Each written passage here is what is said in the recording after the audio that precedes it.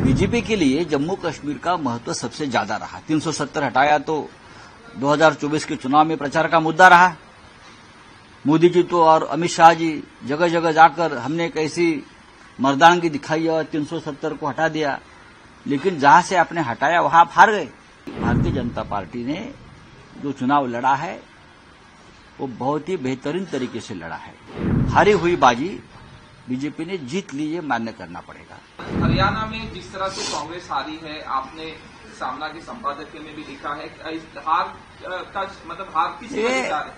बात ऐसी है, हरियाणा के साथ जम्मू कश्मीर का भी चुनाव हो गया। जम्मू कश्मीर में भी 90 विधायक है और हरियाणा में भी 90 है ना, 90 है, 90 वाला मामला था ये।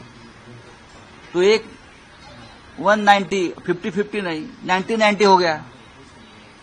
एक 90 गया इंडिया गठबंधन के पास और दूसरा आया बीजेपी के पास।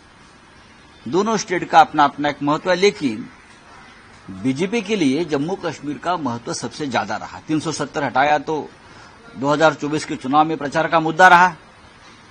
मोदी जी तो और अमित शाह जी जगह जगह जाकर हमने कैसी मर्दानगी दिखाई और 370 को हटा दिया, लेकिन जहां से आपने हटाया वहां आप हार गए। आप देख लीजिए, आप हार गए। जम्मू कश्मीर में हम इसलिए जीते कि वहां इंडिया गठबंधन चुनाव लड़ रहा था, उमर अब्दुल्ला जी के या डॉक्टर फारूक अब्दुल्ला जी के नेतृत्व में इंडिया आघाड़ी का जो है वहां कांग्रेस उनके साथ है और भी होते। हरियाणा में इंडिया गठबंधन नहीं बन पाया।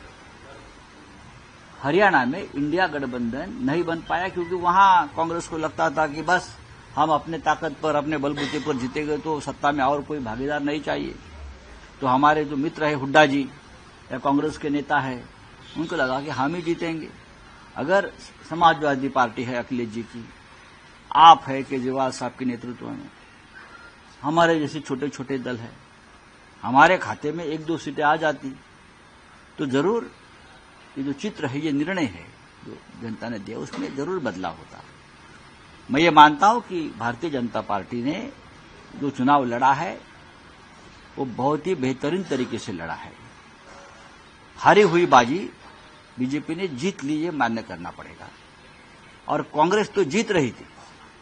ऐसी कोई व्यक्ति नहीं मुझे मिली देश में कि जो बोल रही थी, या पत्रकार हो या सर्वे की तो बात नहीं करूंगा, कि बीजेपी आ रही है, लेकिन बीजेपी आ गई।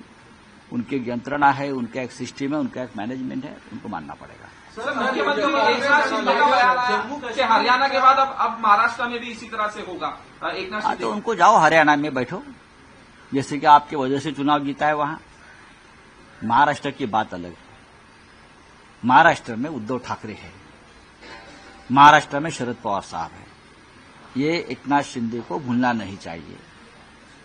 जो वहां हो गया हरियाणा में, हरियाणा की बात हरियाणा तक रहेगी, महाराष्ट्र की बात महाराष्ट्र में रहेगी। यहां आप कुछ भी करिए, आप जीतने वाले नहीं है। यहां हमारी आघाड़ी है, हम एक साथ हैं, एक साथ रहेंगे और चुनाव जीतेंगे।